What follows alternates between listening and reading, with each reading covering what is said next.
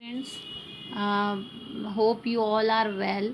बच्चों, अपन ने क्लाइमेट चैप्टर में क्लाइमेटिक कंट्रोल जो फैक्टर्स हैं उनके बारे में अपन पढ़ रहे हैं।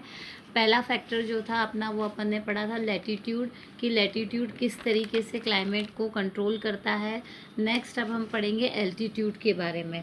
तो बच्चों, एल्टीट्यूड किस तरीके से क्लाइमेट को कंट्रोल करता है तो हमारे यहाँ इंडिया की अगर हम बात करें तो हमारे इंडिया में बहुत बड़े माउंटेन्स हैं। नॉर्थ में हिमालय के माउंटेन्स, जिनकी एवरेज हाइट 6000 मीटर है।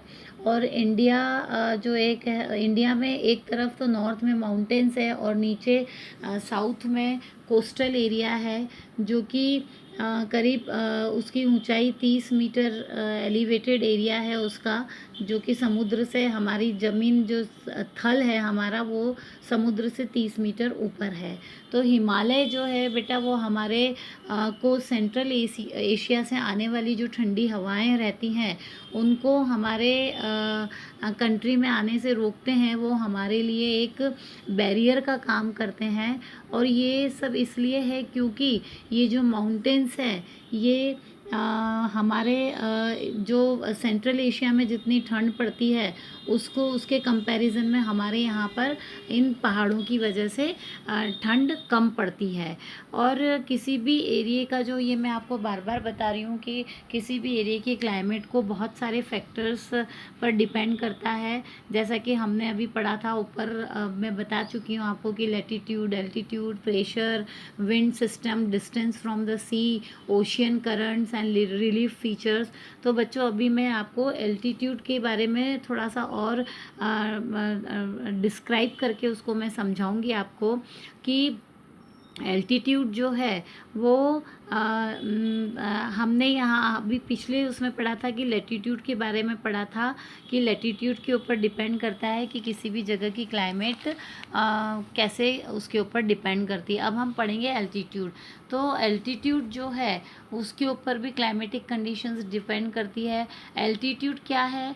एल्टीट्यूड वर्टिकल हाइट को एल्टीट्यूड कहते हैं। इसका एग्जाम्पल हमारे इंडिया में मैंने आपको बताया कि अभी हिमालय के बारे में। तो altitude is a distance measurement in vertical और अप डायरेक्शन, मतलब नीचे से ऊपर की तरफ की जो मेज़रमेंट रहती है उसको एल्टीट्यूड कहते हैं, ऊंचाई की और ऊपर। तो डिस्टेंस को मेज़र करना होता है मतलब कि ग्राउंड पर सतह या ग्राउंड पर नहीं, वर्टिकल करना है अप डायरेक्शन में। हमें नीचे नीचे ज़मीन पर मेज़र नहीं करना है, हमें नीचे से लेकर ऊपर तक का मेज़रमेंट लेना है। तो there is no connection with latitude and longitude. Globe पर जो आप हॉरिजॉन्टल लाइंस देखते हैं लेटी हुई उसको कहा है लैटीट्यूड, और जो खड़ी वर्टिकल लाइंस है उसको कहते हैं एल्टीट्यूड। तो इंडिया में आपने देखा होगा कि हिमालय माउंटेन्स है, ये हिमालयाज़ एल्टीट्यूडनल फीचर है। हिमालय जो है वो ऊंचाई पे बने हुए हैं, वो पहाड़ हैं, तो वो एल्टीट्यूडनल फीचर है। हिमालय को की में अगर हम मेज़र करेंगे तो करीब 8800 के करीब उसकी ऊंचाई है। तो बच्चों, altitude is a distance measurement in vertical और अप डायरेक्शन। ऊपर की तरफ हम जो डिस्टेंस को मेज़र करेंगे वो होता है एल्टीट्यूड। अब एल्टीट्यूड कैसे क्लाइमेट को कंट्रोल करेगा? तो हमारा सबसे इम्पॉर्टेंट पॉइंट तो यही है कि एल्टीट्यूड क्लाइमेट को कैसे कंट्रोल करेगा।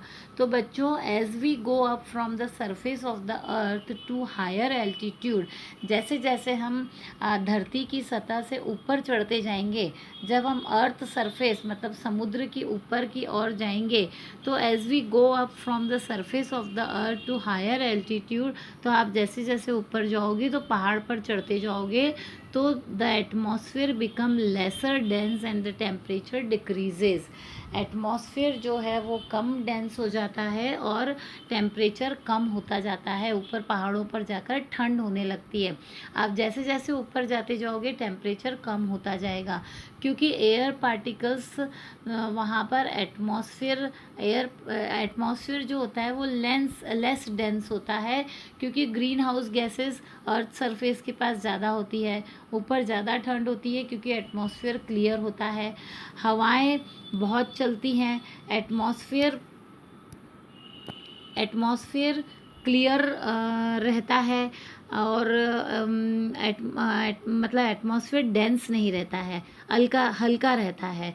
ऑक्सीजन की भी कमी होती है। आपने सुना होगा कि जब माउंट एवरेस्ट की ऊपर की चढ़ाई करते हैं तो जो पर्वतारोही रहते हैं वो अपने साथ ऑक्सीजन लेकर चढ़ते हैं। तो जैसे जैसे बेटा आप ऊपर जाते जाओगे टेम्परेचर कम होता जाएगा। अब observe the climate at hill station. Hill station पर क्लाइमेट कम होता है क्योंकि बहुत ऊंचाई पर है, ये मैं आपको समझा ही रही हूँ। तो climate conditions of place at the same latitude of Himalayas. अब होता क्या है कि हिमालय का लैटिट्यूड मान लो 30 डिग्री पर है।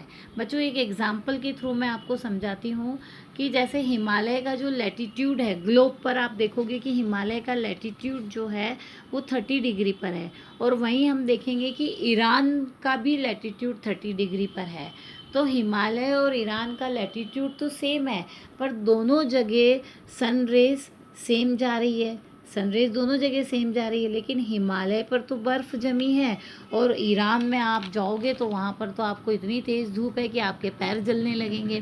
तो दोनों जगह का लैटिट्यूड बच्चों ध्यान रखना है कि दोनों जगहों का लैटिट्यूड सेम है। हम यहाँ आप ये चीज़ ध्यान में रखना कि लैटिट्यूड की बात कर रहे हैं, लैटिट्यूड सेम है दोनों जगह की, क्लाइमेटिक कंडीशंस का फ़र्क है। हिमालय पे बर्फ़ है और ईरान में गर्मी, क्योंकि वहाँ बालू रहती है। ऐसा इसलिए कि हिमालय का एल्टीट्यूड ज़्यादा है, हिमालय ऊंचाई पर है, यहाँ पर हिमालय पहाड़ है, पोलर टाइप की क्लाइमेट होती है, बर्फ़ जमी होती है। और सेम लैटिट्यूड ईरान का है पर वहाँ पर एल्टीट्यूड पर नहीं है। तो बच्चों एल्टीट्यूड भी क्लाइमेट को कंट्रोल करने में मेजर रोल प्ले करता है। आपको ये चीज़ समझ में आ गई होगी कि आप जैसे जैसे ऊपर जाते जाओगे तो टेम्परेचर कम होता जाएगा, आप नीचे रहोगे तो टेम्परेचर ज़्यादा रहेगा।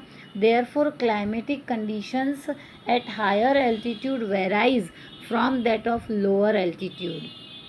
नीचे और ऊपर के टेम्परेचर में फ़र्क होता है। अब आपको समझ में आ गया होगा कि एल्टीट्यूड कैसे क्लाइमेट को कंट्रोल करता है। तो बच्चों ये था एल्टीट्यूड फैक्टर क्लाइमेट को कंट्रोल करने के लिए। अब हम अगला जो फैक्टर है वो अगले वीडियो में पढ़ेंगे। Thank you.